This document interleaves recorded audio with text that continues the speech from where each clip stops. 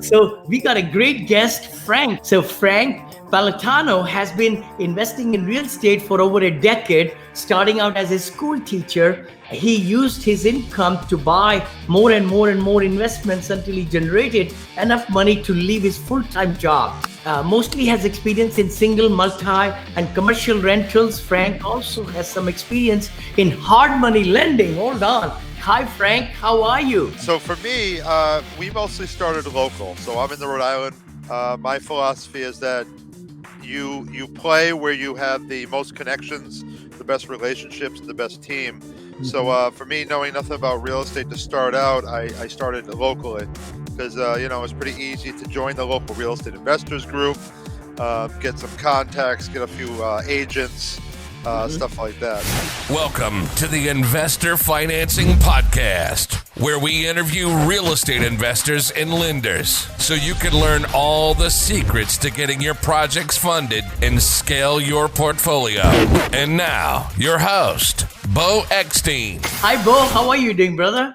Doing well. Excited for another Friday. And I'm on, I think I'm on day 55 of my 75-day challenge. 2 workouts a day, drink a gallon of water, 75 hard, basically. So it's amazing what you can do when you just stay consistent.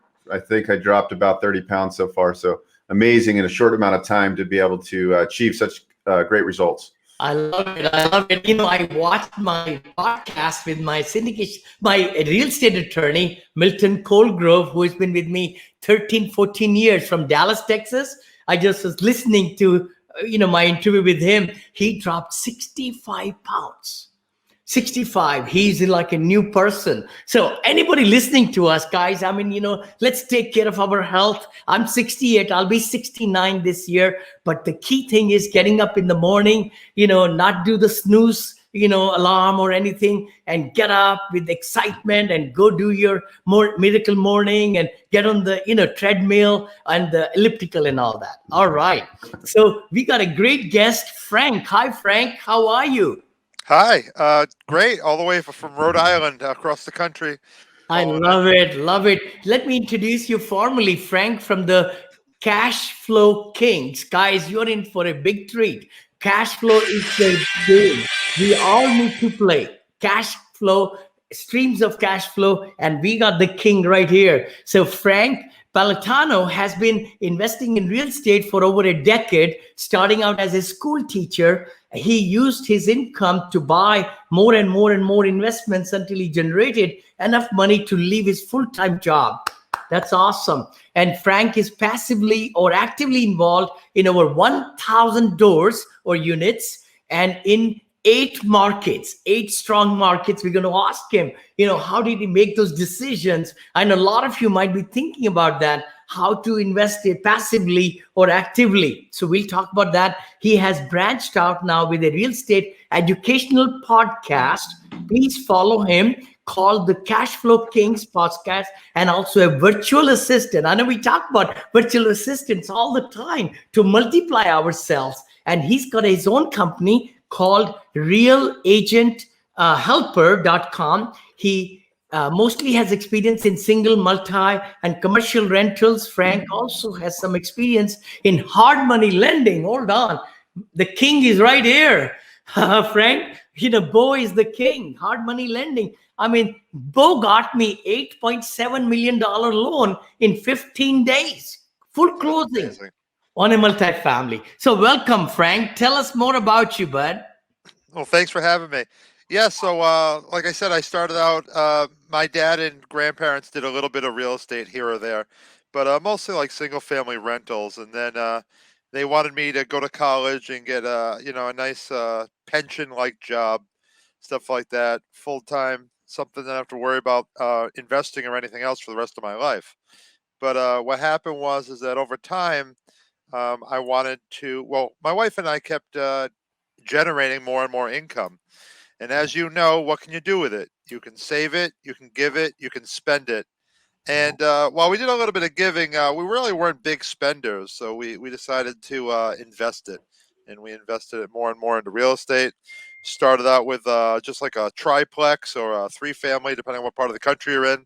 and then gradually just kept buying one or two deals at a time until we got, 10 years in. We started a good sized portfolio, and then we started to branch out into other markets. Beautiful, beautiful. Very similar story. I mean, in my case, 14 years back, I bought the duplex and all, had single family homes before, then 14 units for $180,000. $180,000, and really proud with the grace of God. We got like 441 million portfolio with 4,500 doors, with a goal to really go with gusto for 2 billion in the next 10 years. And I know it's going to happen in the assisted living, a space and multifamily. No, that's fantastic. Tell us So more, like, now go ahead, Bo. yeah, no, I'm curious on. I just want to hear how you ramped up, what markets you're in, where you started investing, and now where you are investing in these 8 different markets right now. Yeah. And then furthermore on that question is, what do you see for the future for you in an investing space? Sure. Sure. Well, before anything else, Vinny, congratulations. If anybody's going to get to 2 billion, I know you will. So Yes. I always love your motivation, your happiness, and your how you strive for success. But so for me, we mostly started local. So I'm in the Providence, Rhode Island area. My philosophy is that you play where you have the most connections, the best relationships, and the best team. So Mhm. for me, knowing nothing about real estate to start out, I started locally because it's pretty easy to join the local real estate investors group, get some contacts, get a few agents, Mhm. stuff like that. So we started there, and for the first 10 years, like I said, we did it slow and steady. We'd buy one or two properties a year, maybe flip a house here or there, and all small stuff. Nothing in my market. I don't own anything larger than a 9 unit locally, and even that was about 3 years ago. Some six Mhm. families, stuff like that. Just whenever we could find a decent deal, we'd pick it up. So not trophy properties. I'm not a big fan of a trophy property because I feel like they don't generate a lot of cash flow, Yep. Yep. if you know what I mean. And Mhm. we usually try to stay out of the rougher neighborhoods, though we might flip something here or there. And now other markets, about 2 years ago, right before I was leaving teaching, we just started to invest in a few other markets, and that was mostly through relationships. As you guys know, you start going to some of the local and national seminars. You start to meet people, and I got to meet a few syndicators out of Boston, Yep. and the first deal, and out of New York City. So the first couple deals that I did were in, let's see, like Amarillo, Texas, Mhm. Kansas City, Missouri. Those were both from people out of the Boston area, and then gradually kept branching out. Vinny, you're accredited, and you push for accredited investors. So Yeah. I invested in a deal in like Rod Cleef's deal in Shreveport, Yes. and I like markets that are not super hot. I like ones that are quiet but growing. You Yep. know, so those are the markets I'm into. We do a little bit in Kentucky. We're invested. My biggest part of my portfolio, my largest ownerships in Idaho. We Oh, have really? Wow. yeah, and Wow. but you're gonna laugh. Not the Boise side. We're on the southeastern side. Uh-huh. It's about 2.5 hours north of Utah. Uh-huh. I was able to buy in and be a major player in the GP side of the deal. Uh-huh. So had to sign in the note and everything else, but it was fun, and we've done very well. All of our properties, all those syndications, we're about 90% occupied except for one, so I can't complain. Tell us more about the COVID effect. Can you kind of tell our audience, has it hurt a little bit with the moratorium on evictions, or are they pretty stable? How? How? Most of our properties are in areas that we lucked out and we've done very well. Mhm. Obviously, you have to finesse it a little bit. You have to help the property manager be successful, but we've lucked out. Okay. My own local market, while there has been a little bit of a quell with moratoriums off and on, we've lucked out. We've had a lot of great tenants, and if a tenant has lost their job, they might have decided to move on.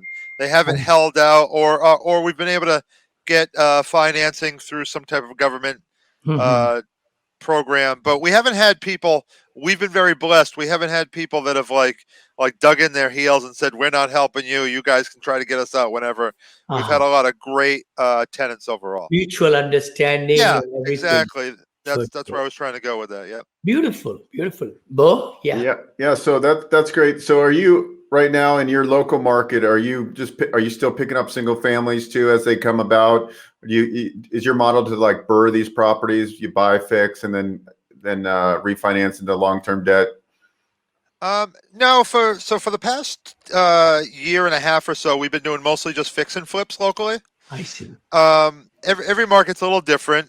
Single families, I was picking up single families about 6 or 7 years ago, but as the market kept going up, I didn't see it hitting the 1% rule on rentals anymore, and I decided to move out. And over a 2.5 year span, we sold every single family that we had in our market, just because when you buy something, we were buying single families at one point, 120,000, 150,000, but we're only renting them out for about 1,400 a month to 2,000 a month. Mhm. So, and they were worth. I mean, we sold most of them in the 270 to 300 range.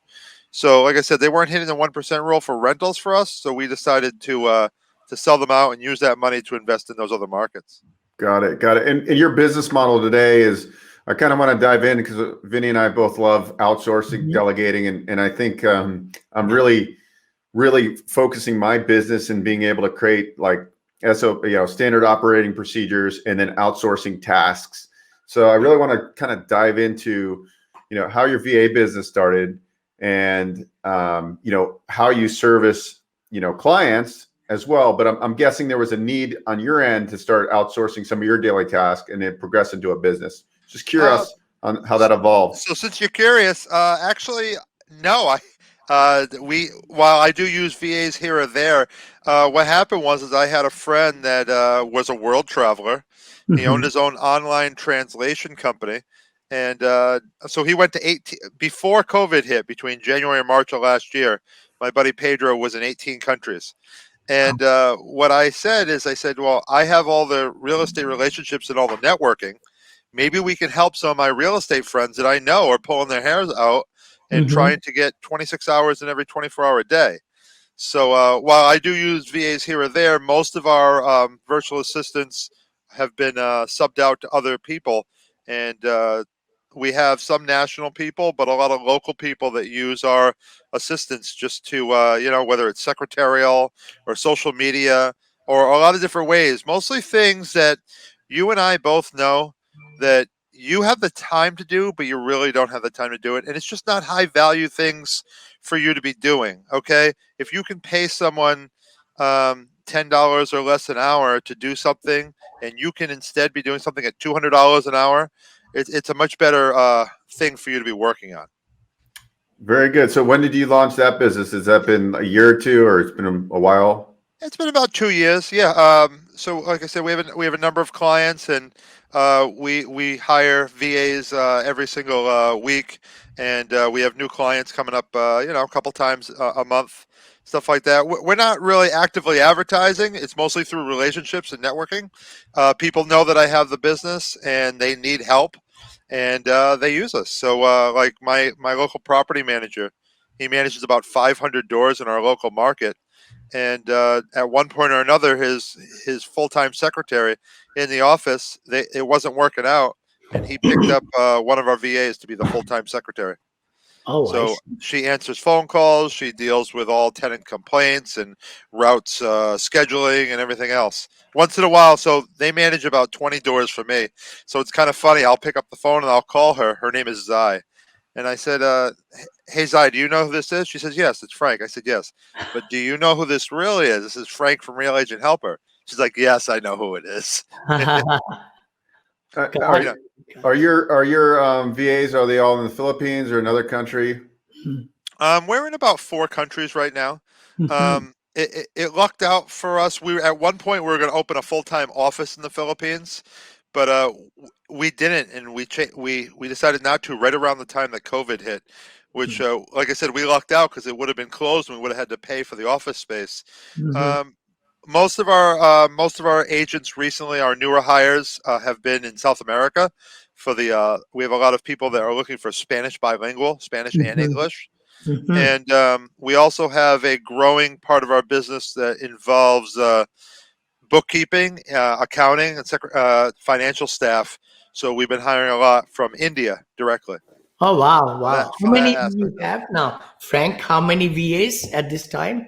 Uh, we don't like to give an exact number, but I would say Yeah. less than 100. 100, yeah, yeah. Very good, very good. Good for you.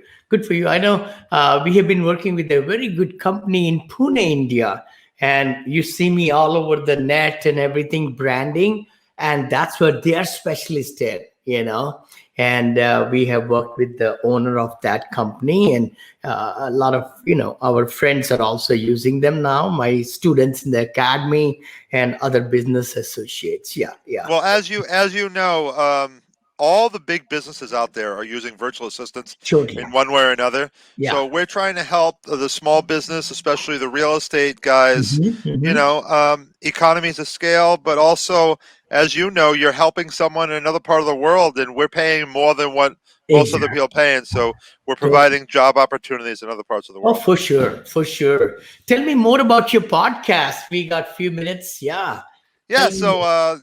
like I said, the CashFlow Kings is there's a guy named Jimmy, and Jimmy's a full-time property manager, and I was a teacher turned real estate investor, and Uh-huh. we try to just educate people around the country, and we have a cool our Instagram. We're around I don't know, we're 13,000 followers or something. We post Mm-hmm. informational content every day. We don't just talk about larger multis, but we do talk Sure. almost exclusively about real estate, Ah. and mostly ways you can cash flow. I mean, we haven't yet, but we're probably gonna have a podcast upcoming about stocks. But like I said, we focus on real estate and just teaching others. Our target audience is a 20 something, preferably someone looking to house hack just to get Mhm. started. But whatever, we'll talk about anything. We've had about 5 syndicators on. Uh, I hear that you might be coming on pretty soon, stuff Yeah. like that. Yeah, Yes. so we've had some great people. What a lot of the feedback is, especially from New Englanders, is they love having a good flavor of local and national at the same time. We go back and forth. We had a great discussion a couple months ago with a couple of Boston investors and just Mm. comparing. Boston and Providence are just over an hour away from each other, which I know Mhm. is not a long distance for you guys, but Rhode Island's kind of small. So Yeah. we joked that an hour is almost a day trip for us, you know. So, but no, so we had great conversations just comparing the two local markets. Very good. Very good. No, that's amazing. Amazing. So let's see, how do you think, where is this market going? 2021, 2022? If you had, let's say $500,000, where would you invest in? What markets? So if I had 500,000, I would not be investing in Rhode Island, though I do fix and flips here. Just because while I love the atmosphere of the state, it's a no growth state. And what happens is that we've lucked out because we're so close to Boston that that's where most of our jobs are coming from. Hmm. But besides that, where am I looking? We are actively seeking deals in Idaho and Utah. Hmm. I'd love to be doing another deal in the Kansas Tennessee market. Hmm. Um, I don't know, west coast of Florida because East Coast of Miami is way too hot. Yeah. But I don't mean hot in temperature. I mean Yeah. hot as in deals. Yes. That's like I Yes. have a lot of friends doing Dallas and Houston and stuff like that. But to be honest with you, for me, I would consider myself a newer, smaller syndicator. I have a hard time competing in that space. Yeah. You know what I mean? There's people like I mean you could easily come in and offer a better deal than I can because I'm still in learning mode of syndications. Sure. You Sure. know, but we have lucked out. And I've been involved in a couple great deals, so I can't complain. Both on the LP side and the GP side. I like Kansas City too. I just have to find the right deal. Surely, surely. We are in actually St. Louis, Missouri right now. We are buying some lands to develop for assisted living over there. And we just purchased in Austin, Texas, 308 units, thirty-four Oh, million beautiful. 750. So that was a really good one. There were 16 other syndicator or buyers trying to get that. asset. I had known the broker 9 years back because I had built the relationship. He remembered and he was able to kind of maneuver it, to get it to, yeah, yeah, See, that's exactly what I'm talking about, and that's great. I mean, that's what it is. It's about networking, and I yeah, don't on some of those hot markets. I'm definitely not there yet. sure, sure. So that's why we're building in the mid-sized markets. In Austin, I invested in somebody else's deal. It's a 50-unit new build. Oh, okay. Okay, good, good, good, good. Austin's a No, great market. You know It's that. a very, very hot. I mean, I'm right here in the Bay Area. So Silicon Valley is moving from here, from the Bay Area, and it's going to Austin, to Dallas, to Atlanta, to Florida. I mean, that's where I find majority of the people. But it's very interesting. My wife was sharing that the exodus from San Francisco and bigger cities has been to outskirts of San Francisco, to be truthful. Bo, I thought a lot of people are moving out, but they are moving into the inland a little bit more, or suburbs, because they can get bigger places and they can still work, from home. Yeah. Well, Yeah, that's the same thing with sorry. That's the same thing with the Texas yeah. markets. I mean, I know everybody's saying that everybody's going to Texas, and a lot of people are going to Texas. But I know Mm. people that are moving from Texas to Yes. those a little quieter spots. They're moving up to Kansas. They're moving out to Mhm. Utah, stuff like that. For sure. I think that's the trend that's going to come it's happening right now, is that people are getting comfortable working at home, and actually you can be a lot more productive, Much and, better. and there's no commute, there's no stress of driving through traffic. So yeah, we're going to see this push. And then in a lot of the states now that are densely populated, they're allowing for ADUs where you can build these secondary units on your property. So I think you're going to see a lot of people building these like detached sheds in their backyard, which are actually Mhm. offices. I was just like thinking about doing that in my backyard, where I could build, Yeah. because they have these prefabbed, really cool offices for 13 grand. You buy it, they pour a slab, and now you got a 400 square foot home office that's Love it. detached. So I think Love you're going to see a lot of that kind of things going on. And you're still going to see migration, but it's definitely interesting times. And even like this, right? We're seeing more StreamYards and Zooms, and it. the technology's here to stay. You're going to see a lot more green building and all these initiatives to build, these energy efficient properties. So very interesting. It seems that everywhere you look, that most cities and states have low inventory right now. So housing prices are still rising and Yep. interest rates are still low. So are we going to continue to see, appreciation over the next year and not any big downturns? I don't know. So you Surely. And again, I think I did mention it with the newer buildings also. There will be a room for having 2 bedroom and an office, small office already built in there, or 1 bedroom and, office and things like that. Of course, with the millennials population and the baby boomers are turning 65 and retiring, or seniors getting senior population. So those are the two big bumps coming, with more construction, more, of course, the multifamily conventional and the senior housing, which I really hold myself totally focused now into building and luxury units for senior living, which is a non-working class. It's not economy driven or anything. It's a need driven market. So that's kind of very, very passionate thing. I'm a senior myself, so this way I can get seniors to invest into my deals and live into the, housing also. There you go. What You were else can talking you about go ahead? Yeah, Frank. you were talking about where we think the market's going, and obviously Mhm. none of us know. But I worry about the devaluation of the American dollar. So when we talk about a downturn, Mm. prices are still rising. I mean, look how much lumber has increased, and Mhm. it gets to the point where prices going to go down so far compared to how much it costs to rebuild. So Land's true. so expensive, everything else. So a Mhm. year ago, I was agreeing with Beau that we had a downturn coming anytime, and we were dead wrong. And good thing I kept doing flips to make money and kept investing. But at some point, it might be coming, but I don't see it yet.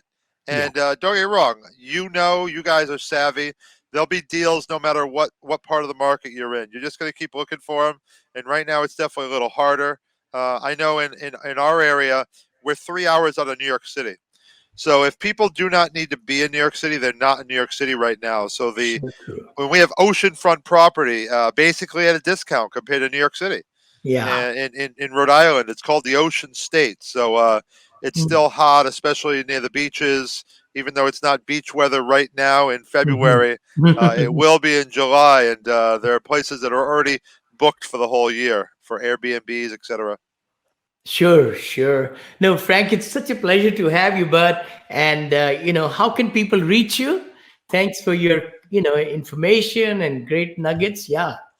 Yeah, so the main way, I mean, we're all over social media, but if you go to Instagram or you look up the CashFlow Kings, Ah, like you said, we have a podcast. We're on Apple, we're on Google Play, we're on Spotify. This is my first time doing a live one, though, so this was awesome. no, that's great. No, so good to have you.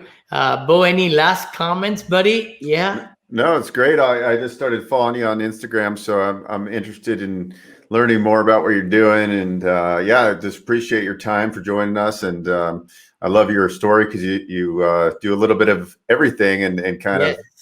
of which is just a kind of a cool story because I utilize virtual assistants, and you have a great story coming from as a teacher and getting into real estate and creating some cash flow, which is everybody's goal out there. Cash flow is king. Well, I like to diversify because I've taken some risks and I've definitely lost some money here or there. But if you're Mhm. diversified, you do okay. Like I'm not in any senior housing yet, so I might have to invest in one of your deals at some point. Maybe. Anytime, anytime. I'll be raising almost 70 million, in senior housing almost every year now, 60 to 70 every year. Yeah, yeah. Thank you, Frank. Thank you so much. Appreciate you, buddy. We're gonna take us out right now. See you all next Friday, 9:30. Please look for us.